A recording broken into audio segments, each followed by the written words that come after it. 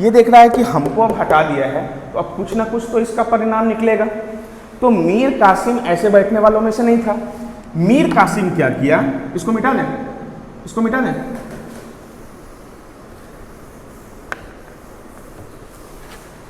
तो सबसे पहले मीर कासिम गया मुगल बादशाह के पास। किसके पास? मुगल बादशाह के पास।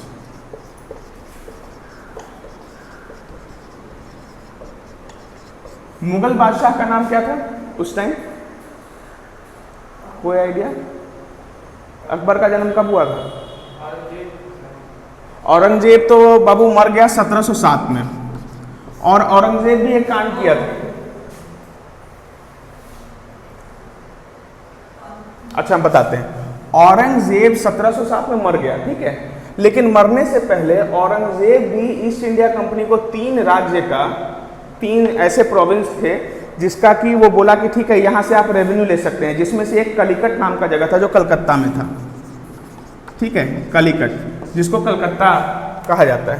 तो ये अलग चैप्टर है, ये हम लोग जब उस समय डिस्कस करेंगे तो ये करेंगे हम लोग। यहाँ मुगल बादशाह उस वक्त थे शाह आलम द्वितीय। कौन थे? शाह आलम सेकंड। तो पहले तो ये गया मीर कासिम किसके पास? मुगल बादशाह के पास गया। मुगल बादशाह के पास जाने के बाद ये गया एक और अवध के नवाब के पास गया, ठीक है। अब अवध के नवाब का नाम था सुजाउद्दौला।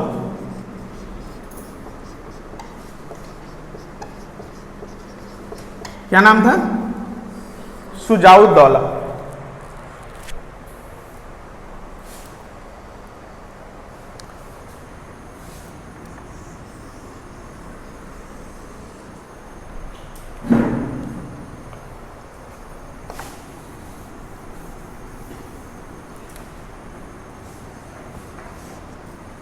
ये समझ में आ गया?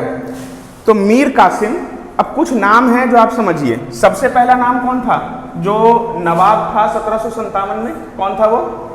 सिराजुद्दौला, ठीक है। सबसे पहला था सिराजुद्दौला। सिराजुद्दौला का सेनापति कौन था? मीर जाफर। मीर जाफर अयोग्य था, सही आदमी नहीं था। मीर जाफर को हटा के किसको लाया गया? मीर कासिम। मीर कासिम कौन था? मीर जाफर का दामाद था, ठीक है। फिर मीर कासिम जब अपने हिसाब का काम करने लगा तो क्या हुआ? मीर जाफर को लाया गया, ठीक है।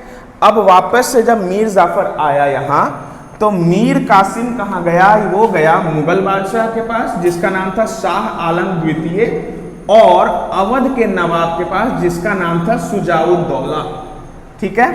तो मीर कासिम जाता है शाह आलम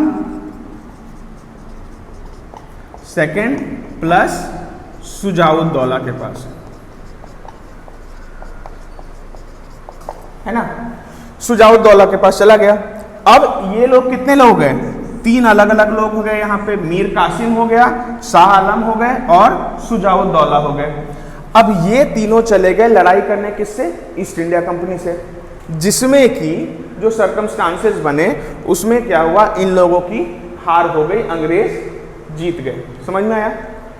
इस लड़ाई को, ये जो लड़ाई हुई थी यहाँ पे, जब इन लोगों का एक गुट बना तो ये लोग लड़ाई करने के लिए कहाँ गए थे? बक्सर में। तो उसको बक्सर का युद्ध कहा जाता है, जो हुआ था कब? 1764 में, 1764 ईस्वी में बक्सर की लड़ाई हुई थी, ठीक है। तो 1764 में बक्सर की लड़ाई हुई, जिसको हम लोग और डिटेल में बाद में फिर से पढ़ेंगे। ये जो प्लासी है इसका हम ओवरव्यू दे रहे हैं आप लोगों को, ताकि आगे जब डिस्कस करें डिटेल में तो दिक्कत ना आए। तो 1764 में बक्सर का युद्ध हो गया, जिसमें किसकी जीत हुई?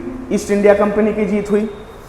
और उसके बाद ही 1765 ईस्वी में, तब तो जब 1764 में ये लोग जीत गए तो फिर ये देख ही रहे हैं कि यहाँ तो मीर जाफर मेरा बैठाया हुआ आदमी है। अब यहाँ पे ये लोग अपना जो धोखेबाजी कर रहे थे वो भी कर ही रहे थे कि जितना भी रेवेन्यू आ रहा है वो अपने हिसाब से ले रहे हैं, दे रहे हैं, किसी और को भी बेच दे रहे हैं, है ना। अपना नया व्यापार शुरू कर देते थे उसके कर्मचारी लोग। तो अब क्या होता है, 1765 ईस्वी में सब कुछ तो सही चल रहा था बक्सर के युद्ध के बाद। 1765 ईस्वी में इन साहब की मृत्यु हो जाती है, मीर जाफर की, ठीक है। अब यहीं से कहानी बदलती है, इसी जगह से। जो रॉबर्ट क्लाइव थे वो अब पिक्चर में आते हैं। सबसे पहले तो जब प्लासी का युद्ध हुआ था तो रॉबर्ट क्लाइव को वापस बुलाया गया कि आप तो बड़ा महान काम किया, आप तो लड़ाई जितवा दिए, 300-500 लोग थे और 1.5 लाख की सेना को हरा दिए, है ना। तो रॉबर्ट क्लाइव को बुलाया गया। उस वक्त जब रॉबर्ट क्लाइव को बुलाया गया और ये जो 1764 की लड़ाई चल रही थी, ठीक है, प्लासी के समय कौन था कमांडर इन चीफ, गवर्नर कौन था, रॉबर्ट क्लाइव। और जब 64 का जो युद्ध हुआ उस टाइम तो रॉबर्ट क्लाइव को बुला लिया गया था वहां पे। तो यहां पर हेक्टर मुनरो नाम के एक कमांडर इन चीफ थे। क्या थे, हेक्टर मुनरो। तो जब बक्सर की लड़ाई हुई उस टाइम कमांडर इन चीफ जो ईस्ट इंडिया कंपनी के थे वो थे हेक्टर मुनरो। Hector Munro. ये जो है, ये जो कुछ नाम है, Robert Clive, Siraj-ud-Daulah, Mir Jafar, Mir Qasim, Shah Alam, Shujauddaula, Hector Munro, और एक आदमी जो वहां से बच के निकला था काल कोठरी इंसिडेंट से, कौन निकला था,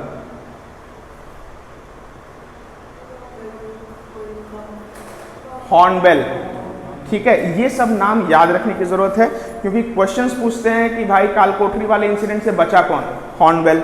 उस वक्त कमांडर इन चीफ कौन था, रॉबर्ट क्लाइव। 1764 के वक्त कौन था, हेक्टर मुनरो, ठीक है। अब क्या हुआ कि उस वक्त तक तो इन लोगों का मेन काम क्या था, व्यापार का, है ना। ऊपर से नहीं जा रहा है, सब समझ में आ रहा है, ऊपर से जा रहा है क्या, एक्स्ट्रा नहीं ना हुआ है अभी तक। अब 5 मिनट और करके फिर छोड़ देंगे, फिर नेक्स्ट डे हम लोग किया जाएगा। तो अब यहाँ ये लोग देख रहे हैं कि भाई हम लोग तो सिर्फ व्यापार करते थे, लेकिन अब हम क्या कर रहे हैं, अब तो हम शासन व्यवस्था बदल दे रहे हैं। अब तो इतनी छोटी सेना लेके भी हम क्या कर रहे हैं, राजा का तख्ता पलट कर दे रहे हैं, नवाब बदल दे रहे हैं, अपना नवाब ला रहे हैं। तो अब जब ये मेरा वाला मर ही गया, कौन था, मीर जाफर। मीर जाफर जब मर ही गया और दूसरे किसी नवाब को अगर हम लाते हैं, तो लाए तो थे मीर कासिम को, वो क्या करता था, वो मेरी बात सुनता ही नहीं था, वो तो अपना काम करता था। तब रॉबर्ट क्लाइव को वापस इसके बाद बुलाया गया 1765 में, ठीक है। और रॉबर्ट क्लाइव जब आए तो रॉबर्ट क्लाइव बोलते हैं कि अब हम लोगों को नवाबों की जरूरत नहीं है, अब अपना एडमिनिस्ट्रेशन चाहिए, अब हम शासन करेंगे, समझ गए। तो यहां से बीज पड़ा किस चीज का, अंग्रेजी शासन अब कैसे करना है, ठीक है ना। उस टाइम तक तो ईस्ट इंडिया कंपनी भी अच्छा खासा पैसा कमा रही थी, लेकिन फिर कुछ चेंजेस आए। क्या चेंजेस आए वो 2 मिनट में खत्म करते हैं इस चीज को। अभी तक सबको समझ में आ रहा है ना, कोई दिक्कत नहीं हो रही है ना। देखिए 1765 में जब मीर जाफर मर जाता है, ठीक है ना, उसके बाद से जो ब्रिटिश ईस्ट इंडिया कंपनी थी इसका डाउनफॉल भी थोड़ा मोड़ा चालू हो जाता है, ब्रिटिश ईस्ट इंडिया कंपनी का। कैसे, सबसे पहले 1765 के बाद एक एंग्लो मैसूर वॉर हुआ था, कुछ आइडिया है उसके बारे में? अच्छा, 1766 से लेके और 1769 तक एक लड़ाई चली थी, वो उसको बोलते हैं एंग्लो मैसूर वॉर, ठीक है, 3 साल चली थी। अब किसके बीच में हुआ था वो, हैदर अली नाम के, हैदर अली और ईस्ट इंडिया कंपनी के बीच में। ये जो लड़ाई थी ये बेनतीजा रही थी। क्या रही थी, बेनतीजा लड़ाई, कोई रिजल्ट नहीं निकला इसका। लेकिन जब लड़ाई होती है तो उसमें सबसे ज्यादा हानि किस चीज की होती है, धन की भी होती है। अब इसकी वजह से ये जो 3 साल इतना ज्यादा जो लड़ाई में जो खर्च हुआ, उसकी वजह से जो भी ईस्ट इंडिया कंपनी कमा रहे थे उसमें भारी नुकसान आया। प्लस 1769 में कलकत्ता में बहुत बड़ा सूखा आया। क्या आया? सूखा। उसको बोलते हैं कलकत्ता फेमाइन। इसको क्या है स्पेल है ना, ये आया। अब जब फेमाइन आ जाए या सूखा आ जाए तो आप जितना भी टैक्स बढ़ा दीजिए लोग दे पाएंगे? खाने के लिए कुछ नहीं है। तो उससे भी इनकी अर्थव्यवस्था बहुत खराब हो गई। ठीक है ना। अब एक चीज बताइए कि जब शुरू में हम लोग देखें 1600 ईस्वी में जब ब्रिटिश ईस्ट इंडिया कंपनी को यहाँ हिंदुस्तान में एकाधिकार जब प्राप्त हुआ तो फ्री में तो नहीं हुआ होगा। कुछ ना कुछ तो पैसा इन लोगों को देना रहता होगा। तो उस वक्त ब्रिटिश ईस्ट इंडिया कंपनी लगभग 4 लाख पाउंड सालाना किसको देती थी? ब्रिटिश गवर्नमेंट को। इंडिया को नहीं, ब्रिटिश गवर्नमेंट से उसको मिला था ना लाइसेंस कि यहाँ पे आप बिजनेस कर सकते हैं। तो उसके एवज में 4 लाख पाउंड पर एनम वो किसको देते थे? ब्रिटिश गवर्नमेंट को देते थे। लेकिन लड़ाई लड़ते चले आए, 66 से 69 बेनतीजा लड़ाई, 69 में इतना बड़ा फेमाइन आ गया, अकाल आ गया। अब क्या होता है, इन लोगों के पास जो पहले 4 लाख पाउंड देते थे वो कर्ज लेने की स्थिति में आ गए। तो ब्रिटिश सरकार से इन लोगों ने 1 लाख पाउंड कर्ज मांगा। ठीक है। अब ब्रिटिश गवर्नमेंट देख रही है कि जो इतना अच्छा कर रहे थे ये लोग, कुछ ना कुछ गड़बड़ी हो रही है जिसकी वजह से ये लोग हमसे आज पैसा मांग रहे हैं। और कोई भी कंपनी या कोई भी सरकार, चाहे आज इंडियन गवर्नमेंट चाहेगी कि रिलायंस डूब जाए?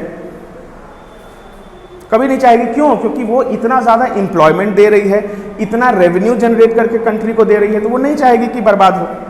तो वही हिसाब था इनका, ब्रिटिश गवर्नमेंट का। यहाँ से ब्रिटिश गवर्नमेंट अब अपनी कंपनी को चाहेगी कि मेरी कंपनी चले, तो कंपनी को रेगुलेट करने के लिए, रेगुलेट करने का मतलब समझते हैं क्या होता है? चालू करना। पंखा देखें, उसमें एक रेगुलेटर होता है। क्या करता है रेगुलेटर? हाँ, उसका स्पीड सेट कर देते हैं। मतलब उस रेगुलेटर से हम इस पंखे को कंट्रोल कर सकते हैं। तो वही चीज अब हुआ।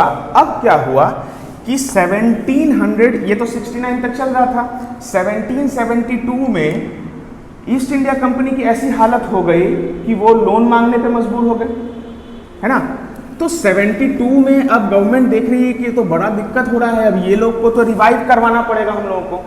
तो पहला अधिनियम जो हम लोगों को पढ़ना है, जो उस टाइम ब्रिटिश के टाइम, ईस्ट इंडिया कंपनी के टाइम जो आया, वो तब से आया। अब इसमें जो है ना, इस काल को 2 पार्ट में हम बांट सकते हैं। एक होता है कंपनी का शासन, ठीक है, जो कब से कब तक? 1773 से लेके और 1858 तक कंपनी का शासन था। ठीक है। तब ये 1857 का विद्रोह होता है और फिर उसके बाद बागडोर कंपनी से हटके किसके हाथ में आ जाती है? ब्रिटिश क्राउन के हाथ पे। अब दूसरा जो है वो 1858 से लेके 1947 तक का पीरियड है, जिसको कि ब्रिटिश ताज का शासन कहा जाता है। ठीक है।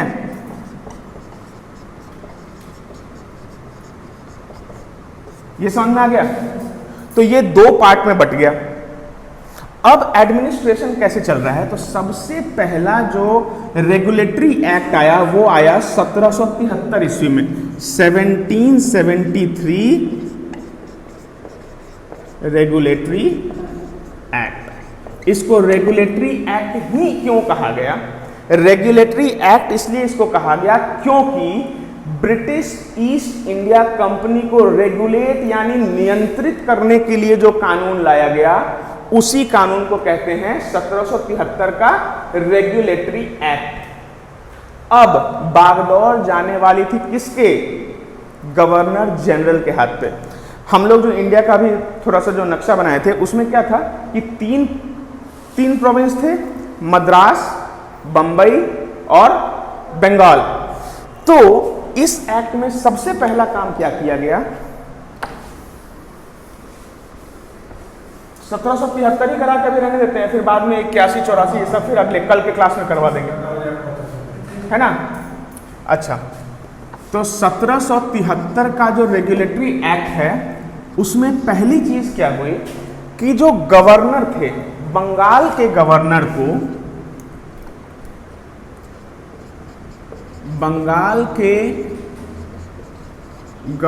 को क्या किया गया, गवर्नर जनरल बना दिया गया।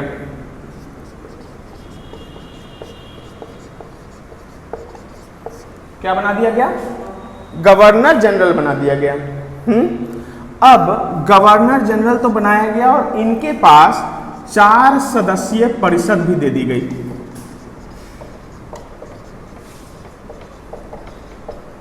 ठीक है, कब हुआ ये, 1773 के रेगुलेटरी एक्ट में बंगाल का जो गवर्नर था उसको गवर्नर जनरल बना दिया गया और उसके अंदर क्या हुआ, 4 सदस्यीय परिषद आ गई।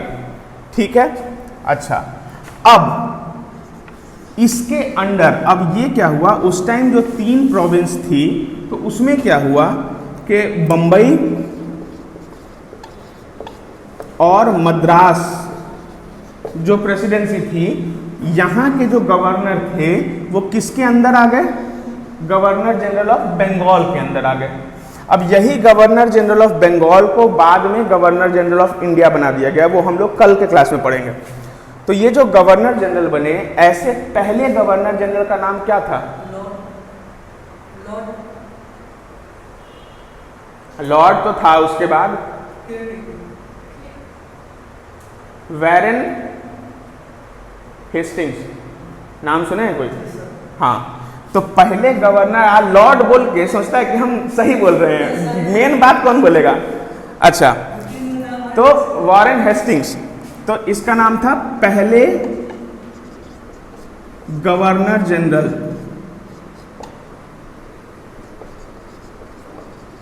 बंगाल के,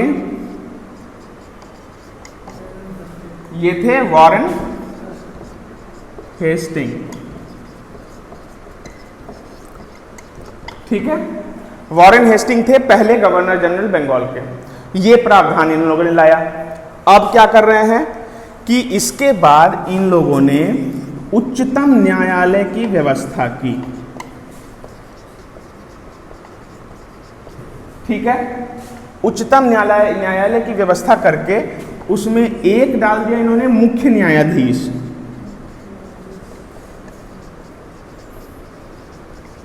इनका भी नाम हम बता देंगे आपको, वो सब जानना जरूरी होगा आपके लिए।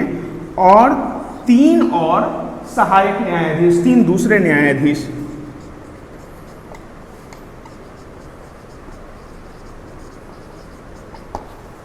ठीक है,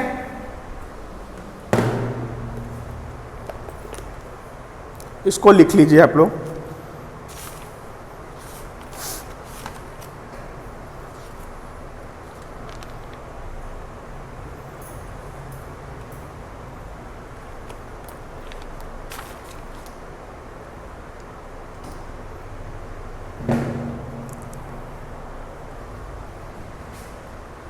यहां तक हो गया, ठीक है। अब ये जो चीज है, न्यायालय तक तो आ गए हम लोग, न्यायालय तक। अब एक लास्ट चीज और था, हम लोग अभी डिस्कस किए हैं कि काफी ज्यादा भ्रष्टाचार भी हो रहा था, कि जो कंपनी थी वो नहीं कमा रही थी प्रॉफिट, कंपनी के एम्प्लॉयज कमा रहे थे, क्योंकि वो अपना अलग प्राइवेट कुछ भी शुरू कर दे रहे थे दूसरों को। तो यहाँ पे एक और प्रावधान लाया गया, और वो ये था कि जो भी कंपनी के निजी कर्मचारी होंगे, कंपनी के कर्मचारी ना तो अपना निजी व्यवसाय कर सकते हैं और ना ही अपना व्यवसाय नहीं कर सकते हैं, और दूसरों से गिफ्ट और रिश्वत भी नहीं ले सकते हैं। तो यही आखिरी है, यहीं पे हम लोग आज स्टॉप करेंगे। तो इसमें लास्ट वाला हुआ कि कंपनी के कर्मचारी ना तो निजी व्यवसाय कर सकते हैं, ठीक है, और ना ही रिश्वत ले सकते हैं। अब ये वही चीज़ हो गई कि इन लोगों ने एक नियम बनाया, जैसा शुरुआत में हम लोगों ने बनाया था कि 7 बजे उठेंगे, 8 बजे ऐसा करेंगे, 9 बजे वैसा करेंगे, वैसा ही यहाँ पे अब कंपनी ने ये पहला रेगुलेटरी एक्ट तो बना दिया, लेकिन इसके बाद दिखा इनको कि सुप्रीम कोर्ट को ज़्यादा हम वैल्यू दे रहे हैं इसमें। फिर अगला संशोधन लाए, नेक्स्ट लाए 1781 में कि भाई अब सुप्रीम कोर्ट की जो पावर है उसको कम कीजिए। फिर नया लाएंगे 1784 में, जहां पे वो लोग द्वैध शासन लागू कर देंगे कंपनी के ऊपर, है ना। द्वैध शासन मतलब होता है डुअल गवर्नमेंट, मतलब एक जगह राज्य की सरकार चलेगी, एक जगह ब्रिटेन की चलेगी। तो वो क्या था वो देखेंगे। फिर 1813 है, 33 है, और फिर तो अधिनियम चालू ही हो जाएगा 1858 से। आज का जो भी था वो सब समझ में आया, क्लियर है सारा कुछ। तो यहीं ख़त्म करते हैं।